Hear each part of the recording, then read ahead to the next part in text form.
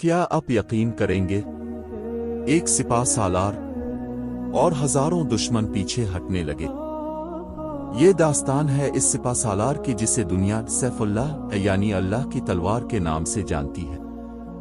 خالد بن ولید، وہ نام جس نے کبھی کسی مان جنگ میں شکست کا ذائقہ نہیں چکھا تھا۔ تاریخ انسانی کے عظیم ترین جنگی حکمت عملی کے ماہر، جن کی ہیبت سے قیصر و کسر کے ایوان لرز اٹھتے تھے۔ آج ہم تذکرہ کریں گے اس عظیم مرکے کا جس میں انہوں نے ایک ناممکن کو ممکن کر دکھایا۔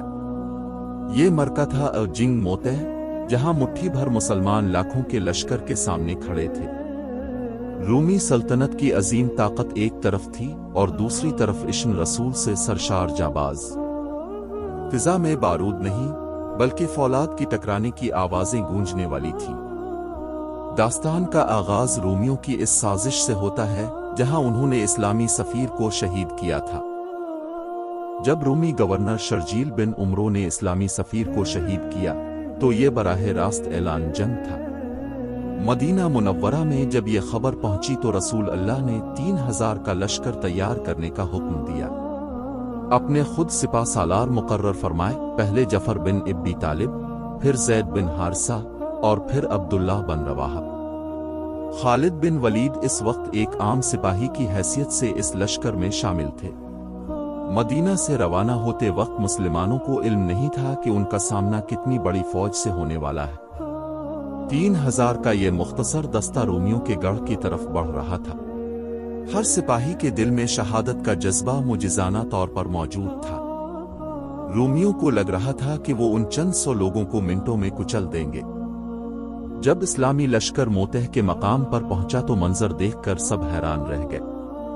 سامنے رومیوں کا ٹھاٹھے مارتا سمندر تھا، جن کی تعداد تقریباً 2 لاکھ بتائی جاتی ہے۔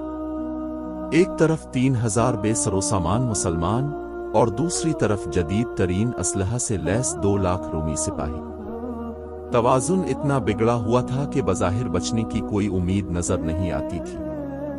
اس موقع پر مشورہ ہوا کہ کیا مدینہ سے مزید مدد مانگی جائے، لیکن عبداللہ بن رواحہ نے ایسی تقریر کی کہ سب کے لہو گرما دیے۔ انہوں نے یاد دلایا کہ ہم تعداد کے بل بوتے پر نہیں بلکہ ایمان کی طاقت پر لڑتے ہیں۔ فیصلہ ہوا کہ پیچھے نہیں ہٹیں گے بلکہ اللہ کے بھروسے پر ٹکرا جائیں گے۔ جنگ کا طبل بجا اور دونوں لشکر ایک دوسرے پر ٹوٹ پڑے۔ زید بن حارثہ نے اسلامی پرچم تھاما اور رومیوں کی صفوں میں گھس گئے۔ وہ اس قدر بہادری سے لڑے کہ رومی دنگ رہ گئے، لیکن دشمن کے نیزوں نے ان کے جسم کو چھلنی کر دیا۔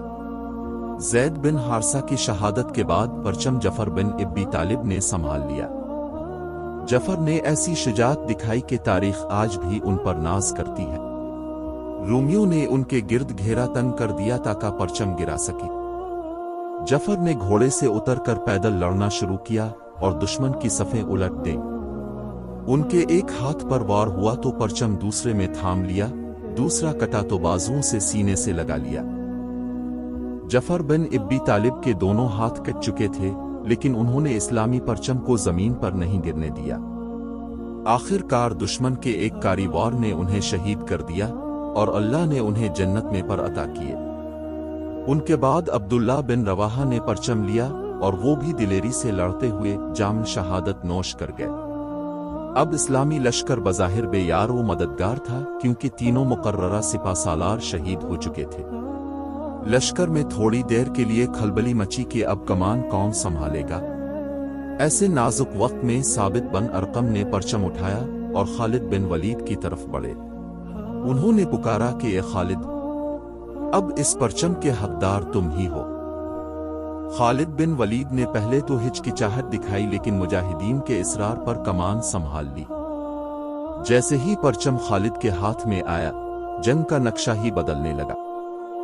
خالد بن ولید جانتے تھے کہ سامنے 2 لاکھ کا لشکر ہے اور روایتی طریقے سے یہ جنگ نہیں جیتی جا سکتی۔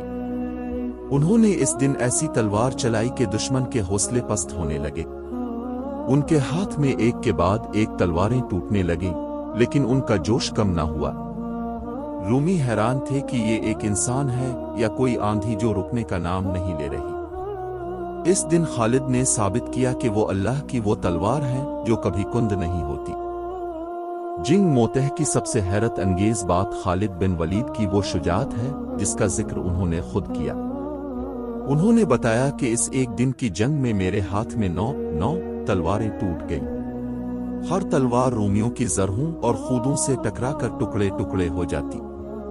आखिर में सिर्फ एक यमनी चौड़ी तलवार उनके हाथ में बाकी रह गई जो शाम तक चली। ये इस बात का सबूत था कि खालिद बिन वलीद किस शिद्दत और ताकत से दुश्मन पर हमला आवर थे। वो जहां से गुजरते लाशों के ढेर लग जाते थे। रूमी सिपाही उनके करीब आने से कतराने लगे थे क्योंकि उनकी ज़र्ब बिजली की तरह गिरती थी। जंग का पहला दिन खत्म हुआ तो रात के अंधेरे में खालिद बिन वलीद ने एक हैरत अंगेज मंसूबा बनाया। वो जानते थे कि अगर कल भी इसी तरह लड़ाई हुई तो मुसलमानों का बचना मुश्किल हो जाएगा। उन्होंने नफ्सियाती जंग साइकोलॉजिकल वॉरफेयर का सहारा लेने का फैसला किया। उन्होंने रात के वक्त अपने दस्तों की तरतीब मुकम्मल तौर पर बदल दी। जो सिपाही दाएं तरफ लड़ रहे थे उन्हें बाएं कर दिया और जो बाएं थे उन्हें दाएं तरफ भेज दिया। जो अगली सफों में थे उन्हें पीछे कर दिया और पीछे वालों को आगे ले आए। उसका मकसद रोमियों को ये तासुर देना था कि मदीना से ताज़ा दम कुमक पहुंच चुकी है। खालिद बिन वलीद ने सिर्फ सफ़े ही नहीं बदले बल्कि कुछ सिपाहियों को हुक्म दिया कि वो दौर सहरा में घोड़े दौड़ाएं।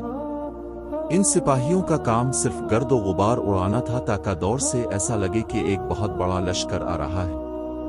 जब सुबह हुई और रोमियों ने मुसलमानों के लश्कर को देखा तो वो हैरान रह गए। उन्हें हर चेहरा नया नजर आ रहा था और दूर से उड़ती धूल ने उन्हें यकीन दिला दिया कि मुसलमानों की मदद आ गई है। रोमियों के दिलों में दहशत बैठ गई कि अगर 3000 ने हमें इतना परेशान किया तो अब ताज़ा दम लश्कर किया करेगा।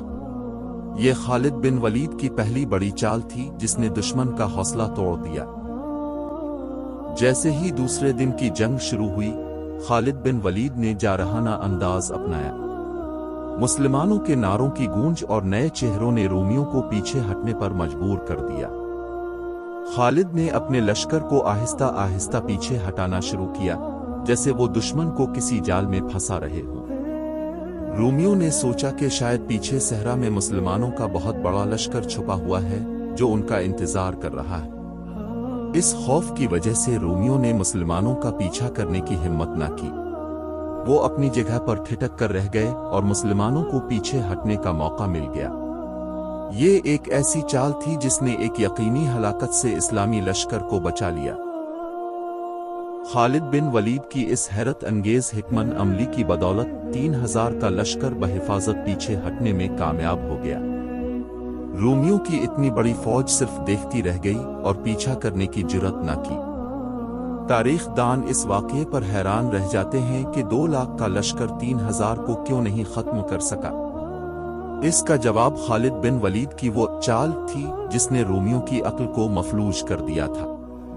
उन्होंने अपने लश्कर को मुनज़्ज़म तरीके से निकाला और शाम से मदीना की तरफ वापसी का सफर शुरू किया। ये शिकस्त नहीं थी बल्कि एक बहुत बड़ी स्ट्रेटेजिक फतह थी जहां जाने बचाना असल मकसद बन गया था।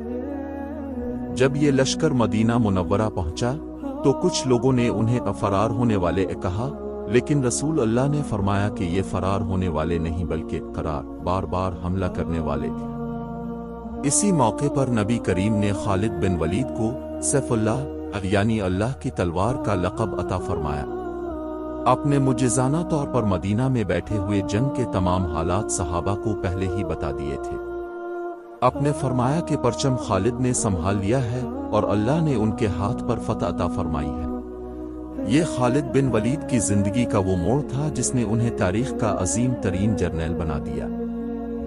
खालिद बिन वलीद की इस चाल ने साबित कर दिया कि जंग सिर्फ ताकत से नहीं बल्कि जहानत से जीती जाती है। 9 तलवारों का टूटना उनकी जिस्मानी ताकत का सबूत था तो सफ़े बदलना उनकी ज़हनी बरतरी का। उन्होंने दिखा दिया कि एक सच्चा सिपा सालार वो है जो अपने सिपाहियों की जान की हिफाजत करे और कम से कम नुकसान में बड़ा मकसद हासिल करे। रूमी सल्तनत जो इस वक्त की सुपर पावर थी इस छोटे से दस्ते के सामने बेबस होकर रह गई। ये मरका खालिद बिन वलीद के आने वाले अजीम कारनामों का महज एक दिबाचा था। اس کے بعد انہوں نے عراق اور شام کو فتح کر کے دنیا کا نقشہ ہی بدل دیا۔ خالد بن ولید کی یہ داستان ہمیں سکھاتی ہے کہ جب ایمان پختہ ہو اور حکمت عملی درست ہو تو اللہ کی مدد ضرور آتی ہے۔ 9 تلواریں ٹوٹنے کا مطلب یہ تھا کہ ہمت نہیں ہارنی، چاہے حالات کتنے ہی ناسازگار کیوں نہ ہوں۔ آج بھی خالد بن ولید کا نام جرأت اور بہادری کی علامت سمجھا جاتا ہے۔ وہ سپہ سالار جو بستر پر روتے ہوئے فوت ہوئے کہ کاش انہیں میدان جنگ میں شہادت ملتی، لیکن اللہ نے انہیں اپنی تلوار بنایا تھا اور اللہ کی تلوار کبھی ٹوٹ نہیں سکتی تھی۔ اللہ ہمیں بھی ان کے نقش قدم پر چلنے اور دین کی خدمت کرنے کی توفیق عطا فرمائے۔ ختم شد۔ خالد بن ولید کی یہ داستان ہمیں سکھاتی ہے کہ جب ایمان پختہ ہو اور حکمت عملی درست ہو تو اللہ کی مدد ضرور آتی ہے۔ 9 تلواریں ٹوٹنے کا مطلب یہ تھا کہ ہمت نہیں ہارنی، چاہے حالات کتنے ہی ناسازگار کیوں نہ ہوں۔ آج بھی خالد بن ولید کا نام جرأت اور بہادری کی علامت سمجھا جاتا ہے۔